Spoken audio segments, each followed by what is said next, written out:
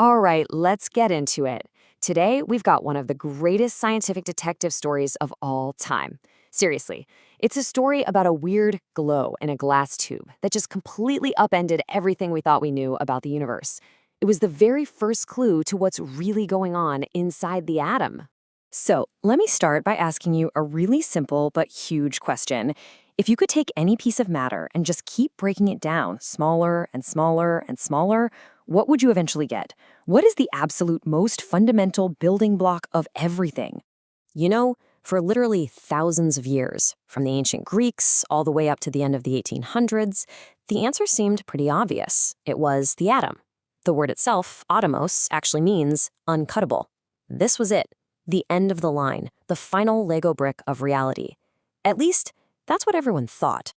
So where does our story, our mystery, kick off? Well, it starts with a puzzle. In the late 19th century, physicists were messing around with electricity, and they kept seeing this strange kind of eerie glow inside these sealed glass tubes. They had no idea what it was. You could say this was the scene of the crime. The gadget they were using was called a cathode ray tube. It's pretty straightforward, really. You take a glass tube, you suck almost all the air out of it, and then you zap it with a high voltage. And when you do that, this beam just shoots across the tube, from the negative end, the cathode, to the positive end, making the glass on the other side light up. And that was the big mystery, right? The question that had the entire world of physics totally stumped. What was this beam? What was it made of? Nobody had a clue. It was a genuine scientific whodunit. So in this investigation, there were basically two main suspects, two big competing ideas about what these cathode rays actually were. Was this mystery beam some kind of wave, or was it a stream of incredibly tiny particles? You basically had two teams squaring off. On one side, a lot of German physicists thought it was a wave, some kind of invisible energy like an X-ray. But on the other side, British physicists had a hunch it was a stream of actual stuff, tiny little bits of matter flying through the tube. Both sides had some decent arguments, but neither theory could really explain everything that was going on. Man, the scientific community was totally split. The debate was getting pretty heated. To settle it once and for all, they needed someone to step in, run the right experiments, and find some cold, hard evidence to finally crack the case. And that's where our detective enters the story, a British physicist named J.J. Thomson. Around 1897, he decided he was going to solve this thing. He set up a series of really clever tests, and each one was designed to uncover a specific clue about what these rays really were. So Thomson had a plan, a three-step investigation, really, to get to the bottom of this. He was going to test these rays and figure out, once and for all, if he was dealing with waves or particles. Okay, first up, he did something kind of brilliant.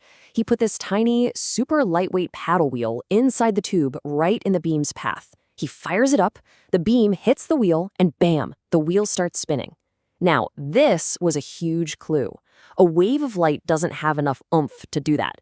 This meant the rays were made of something that had mass. Score 1 for the particle team. Next, Thomson brings a magnet up close to the tube, and what do you know? The glowing beam bends. It curves away from the magnet. Now that's another thing that light just doesn't do, but it's exactly what you'd expect from a moving, electrically charged particle. The case for particles was getting a whole lot stronger. But this last test, this was the real clincher. Thomson put two electric plates inside the tube, one positive, one negative. He turned on the beam, and it bent towards the positive plate and away from the negative one.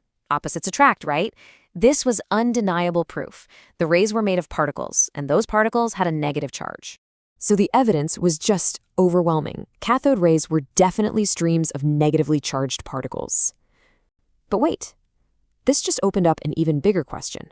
If they were particles, what kind of particles?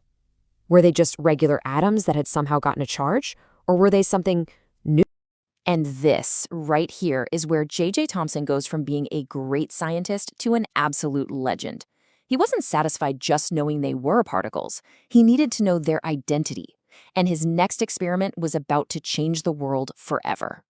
Here's the genius part. Thomson realized that if he carefully measured exactly how much the beam bent when he hit it with both a magnet and an electric field, he could calculate something very specific, the particle's charge to mass ratio.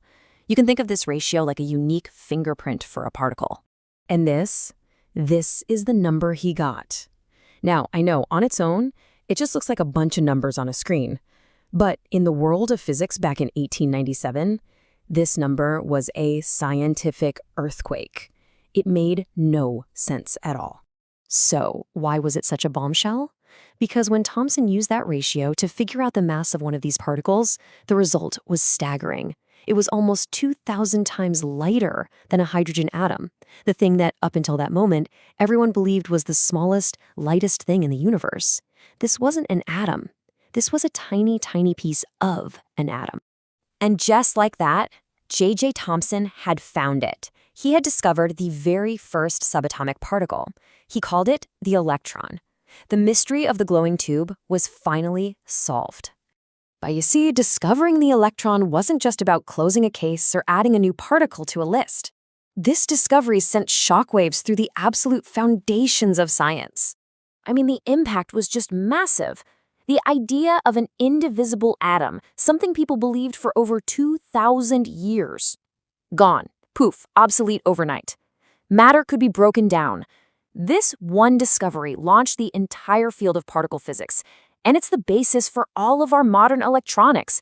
Your phone, your computer, they all work because we figured out how to control this tiny particle. Yeah, discovering the electron was like finding the first loose thread on a sweater. Once Thomson pulled it, the whole thing started to unravel, and fast. Just look at the timeline. A few years later, boom, we find the atomic nucleus. Then the proton, then the neutron. Our entire modern picture of the atom just snapped into place. And it all started with that weird glow in a tube. So that's really the heart of it, isn't it? Thomson's investigation did way more than just identify a particle. It fundamentally changed our view of reality. The solid, unbreakable world we thought we lived in was suddenly this incredibly complex, beautiful structure made of even smaller, more fundamental pieces. And that's what I want to leave you with.